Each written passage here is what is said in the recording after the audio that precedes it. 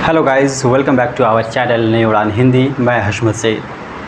दोस्तों, आप लोगों ने कई वीडियो में हमसे ये जानने की कोशिश की जो जामिया मिलिया इस्लामिया इंट्रेंस में और ख़ास तौर से उन सब्जेक्ट के इंट्रेंस में जिसमें दो पार्ट है, ऑब्जेक्टिव भी है और सब्जेक्टिव भी है।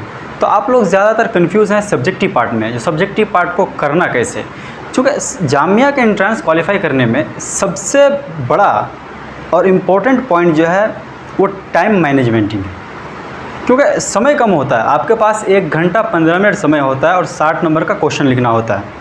अगर हम मास मीडिया की बात करें तो मास मीडिया में आपको 60 नंबर के क्वेश्चन करने के लिए 3 क्वेश्चन आपको 10-10 नंबर का करना होता है और 5 क्वेश्चन आपको 6-6 नंबर का करना होता है। तो अगर आप टाइम मैनेजमेंटिंग नहीं करेंगे तो आप क्वेश्चन कर ही नहीं सकते 100%। और आप क्वेश्चन छोड़ के आते हैं तो फिर आप यहीं भी अपना चांस गंवा देते हैं। इसलिए सबसे पहला चीज़ क्या है, टाइम मैनेजमेंट। आप अपने साथ में सिंपल घड़ी रखें, जैसे मैं हाथ में सिंपल घड़ी रखा हूँ इस तरह का, और टाइम मैनेज करें। आप कोशिश ये करें जो 10 नंबर वाले क्वेश्चन को अगर आप 8 मिनट दे रहे हैं तो 6 नंबर वाले क्वेश्चन को आप 6 मिनट में लिखें। इसका तरीका क्या मैं बताता हूँ आपको। जब आप किसी टॉपिक को कवर करना शुरू करें तो कवर टॉपिक जब कोई लिखते हैं तो सबसे पहले क्या होता है, उसका इंट्रो देते हैं, उसके बाद मेन बॉडी देते हैं जिसके बारे में लिखना है उसको करते हैं, उसके बाद लास्ट में आप क्या करते हैं, समराइज़ करने की कोशिश करते हैं। तो अगर आप मेन बॉडी लिख रहे हैं, लिखते लिखते आप टाइम का ध्यान रखेंगे वहाँ पे। मान लीजिए 6 नंबर वाले क्वेश्चन लिख रहे हैं, आपको 6 मिनट में करना है और 5 मिनट हो गया आप मेन बॉडी में, तो आप क्या करेंगे वहाँ पे, मेन बॉडी को कुछ शॉर्ट करना पड़ेगा। वहीं पे मेन बॉडी को शॉर्ट करके आप जस्ट कहाँ जंप करेंगे, आप लास्ट वाले पार्ट में, समराइज वाले पार्ट में, और अगले 1 मिनट में आपको टॉपिक का कंक्लूजन निकाल के पूरा शॉर्ट करना है। उसी तरीके से अगर हम 10 नंबर वाले क्वेश्चन की बात करें तो उसका भी सेम पैटर्न रहेगा। तो टाइम मैनेजमेंट अगर आप कर लेते हैं तो क्वेश्चन आपका छूटेगा नहीं। हाँ, ये हो सकता है जो 10 नंबर वाले क्वेश्चन में आप 1.5 पेज लिखने का सोच के आए थे, या फिर ऐसा हो सकता है जो मेन बॉडी जो है आपका असल कंटेंट जो है वो अभी लिख रहे हैं, अभी और लिखना बाकी है, ठीक है, लेकिन और पार्ट बाकी है। उसको करने के चक्कर में अगर आप एक एक्स्ट्रा क्वेश्चन छोड़ते हैं तो आपका डबल नुकसान है। मान लीजिए मेन बॉडी 10 नंबर वाला है, आपने पूरा नहीं लिख पाया, कुछ पार्ट को लिखा, तो इसमें क्या होगा, 10 वाला क्वेश्चन है अगर, तो आपको 6 नंबर से 7 नंबर मिलेगा, ठीक है। और उसके करने के चक्कर में 6 नंबर वाला अगर आप एक छोड़ देते हैं तो पूरा 6 नंबर आपका माइनस हो गया। आप समझ में आ रही बात ना। उसी तरीके से जब आप OMR शीट भरेंगे तो आप उसमें भी ध्यान रखना है आपको। आप ये ध्यान रखिए, अगर आप जनरल कैटेगरी में, फिर भी आप किसी स्पेशल कोटा से आते हैं, फिर भी अगर आप 15+ कंफर्म कर लेते हैं सही, तो मैं कहूँगा 3 से 4 आप तुक्का में ले सकते हैं, वो भी जिसमें आपको 50%, मतलब 2 आंसर में 4 ऑप्शन होता है, 2 में कन्फ्यूज़न हो, ये हो सकता है, ये हो सकता है, ये हो सकता है, ये हो सकता है, ठीक है। 50% कन्फ्यूज़ हो, 50% कन्फर्म हो तो उसी को करें।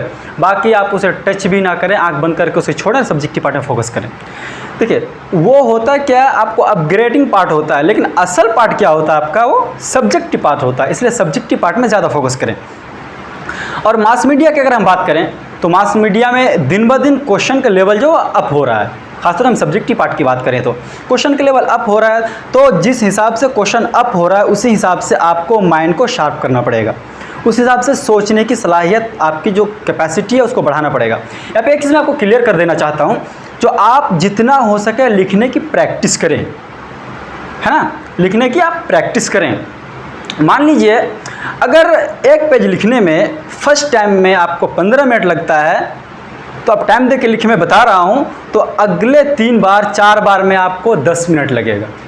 तो अगर आप हाथ फ्री करके रखेंगे तो वहाँ आंसर लिखने समय एग्ज़ाम हॉल में आपको काफ़ी हेल्प मिलेगा स्पीड का, और आप लिखते हुए थकेंगे भी नहीं। जब थकेंगे नहीं तो आपकी राइटिंग भी अच्छी बनेगी, ऑब्वियस सी बात है।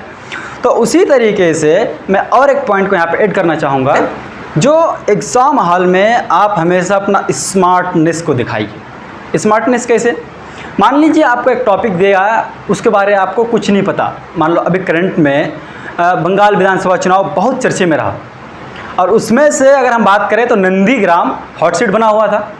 मान लीजिए आपने नंदीग्राम के बारे ज़्यादा नहीं पढ़ा है, या फिर ज़्यादा जानकारी नहीं है, और क्वेश्चन आ गया नंदीग्राम के बारे, आप क्या करेंगे। तो जैसे मैं बताया, नंदीग्राम के बारे आपको बेसिक पता है, आप क्या करेंगे, उस बेसिक और ख़ास पॉइंट को वहाँ पे ऐड करें, और खूब से खूब क्या कर सकते हैं, वहाँ पे बंगाल इलेक्शन का जो है उसका ब्यूरो एक तरह से आप वहाँ पे ऐड कर सकते हैं। कई बार लोग क्या करते हैं, जैसे ख़ासतौर से कई सरकारी बोर्ड में होता है, कॉपी भरने का काम होता है, उस टाइप में लोग जो सो लिख के कॉपी भर जाते हैं, भर के आते हैं, तो यहाँ पे नुकसान कर जाता है। एग्जामिनर का होता है क्या, आप अच्छा पार्ट लिखे हैं, उसमें नमक मिर्च थोड़ा लगाएं इधर उधर का, तो नमक मिर्च की वजह से आपका अच्छा असल पार्ट का भी मार्क्स कट सकता है आपका। तो आप क्या करें, कोई नहीं, अगर आप एक पेज लिखने का सोच रहे हैं, एक पेज का आंसर हो सकता है आपका, लेकिन आपके पास कंटेंट नहीं है, तो आप क्या करें, आधा पेज हो रहा है, इट्स ओके, अब आधा पेज ही लिखो, मगर सही से लिखो। अगर पिछले बार यानी 2020-21 का जो एंट्रेंस हुआ, उसमें सिलेक्टेड कैंडिडेट का मैं जैसे पता किया, मैंने बात करने की कोशिश की, तो उनसे ये पता चला, जो उनका ये एक अहम पॉइंट था, जो असल पॉइंट है उसको ऐड करना है यहाँ पे, तो ये आपको ध्यान में रखना है। बाकी आप एग्ज़ाम हॉल में जब भी बैठे, अपने मन को शांत करके बैठें, और देखिए, मान लीजिए आपको टॉपिक के बारे में बिल्कुल भी नहीं पता, आप क्या करेंगे, वहाँ पर कोरिलेट करने की कोशिश करेंगे वहाँ पर थोड़ा सा, ठीक है, जो हाँ ये हो सकता है, ये हो सकता है, अब सीधे से ना बता के थोड़ा सा घूम के आके वहाँ बता सकते हैं। उम्मीद करता हूँ जो आपका लिखने का फॉर्मेट भी आ गया है। बाकी फिर भी अगर आपको लग रहा है कुछ ऐसा है जो मैं नहीं बताया, आप जानना चाहते हैं, तो कमेंट बॉक्स आपके लिए खुला हुआ है, बिल्कुल आकर आप टाइप कीजिए, आपका रिस्पॉन्स मैं करूँगा। Thank you.